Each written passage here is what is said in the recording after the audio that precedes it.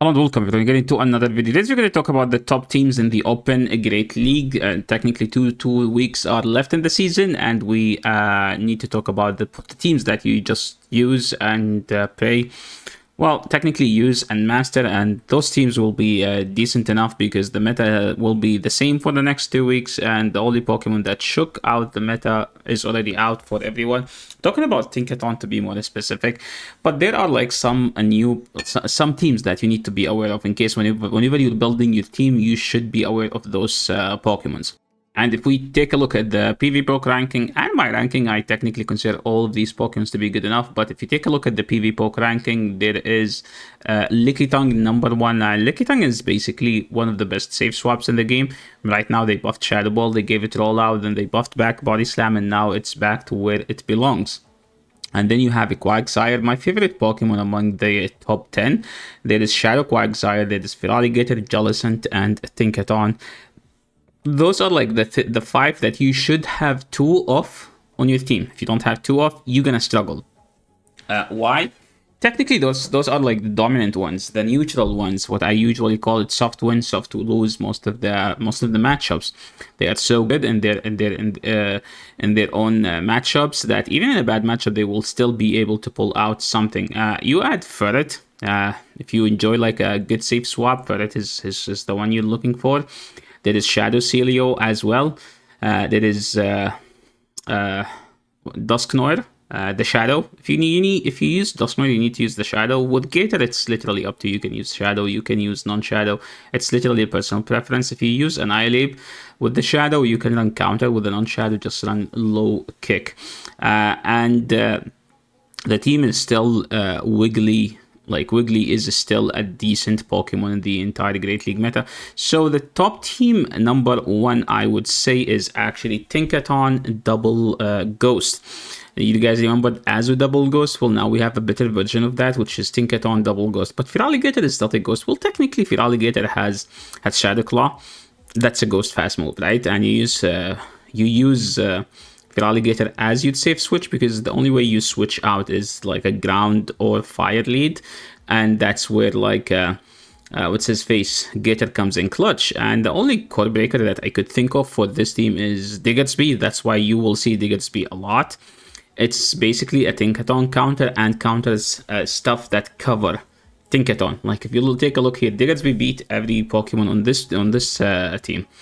Like, yeah, we have Dynamic Punch here that's super effective on Diggersby. We have Hydro Cannon, but that doesn't mean, they hurt Diggersby enough, because Diggersby is so tanky.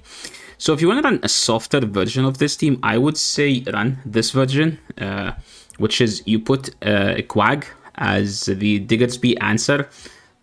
But technically with the Gator, you have a better safe switch, where like with this one, you just pray you don't get hard countered in the lead, because if they lead a fire, you have to pivot out to Corsola, and usually with fire, there is a normal type in the back. So it's kind of, a trade-off. Like you have a better water type, a better coverage water type, but technically your ghost is not as good of the previous ghost. You could also go with Diggersby himself, so you don't have to worry too much about the Diggersby. With this team, I think you lead Gator, you safe switch Diggersby, and then you have Tinkaton as a punishment to those switch in Ferrets, okay? Because this is the biggest nightmare to Ferret in the entire game. But yeah, so what would you run? To be honest, I just like running Altaria nowadays and Talonflame, and this is the first Altaria team that I would recommend. Altaria with Gator and Tinkaton. It's just so freaking good of a team, man. I freaking love this team. If you are like at high MMR and you want like more an aggressive version of this team, I would just run Shadow Dragonite with Quag or Diggersby, and then Tinkaton in the back. This team is decent enough that you will be, well, this is like the high rank. I'm talking about above 3300 MMR. If you are below 3300, just run this version, man. Like, you don't have to stress about like the counters and the matchups, because with the Dragonite, it's a very sensitive Pokemon. You stop paying attention for 1 second, and then you see that Dragonite lost half of his HP from a Celio switch in. And if you're like kind of an old school, you prefer the old meta in this season, you still have to account that you cannot run things that are weak to Tinkaton. And The only team I could think of that is still like an old team that still covers the Tinkaton teams, I would say Talonflame with Jelly and Credeli, because here we have two Pokemons that beat the Tinkaton, and we have a grass type to cover for those double water in the back that always come with Tinkaton. And some kind of a forgotten Pokemon for some reason, which is Corviknight. The problem about Corviknight is that Corviknight targets Tinkaton, and Tinkaton always come with two waters, and the water type always beat the steel. So this is where like we start seeing like kind of a downfall to Corviknight.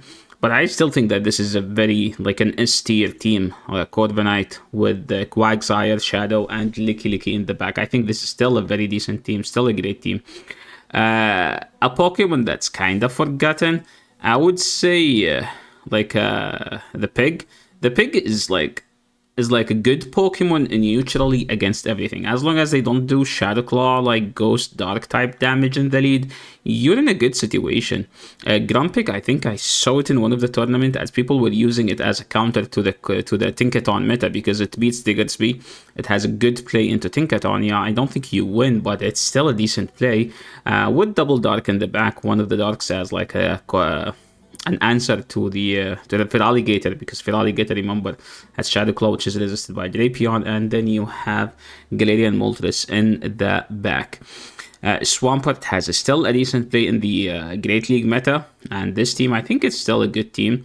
I used this team early in the season, which is Altaria, Sable Guy, and Empoleon. I think Empoleon is kind of a dead weight right now. It's just there is a better steel type, which is Tinkaton.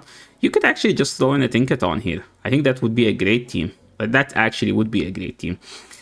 Caesar-wise, well, I tried Caesar. I think I went 3-2s with it. I don't think it's a bad Pokemon to use.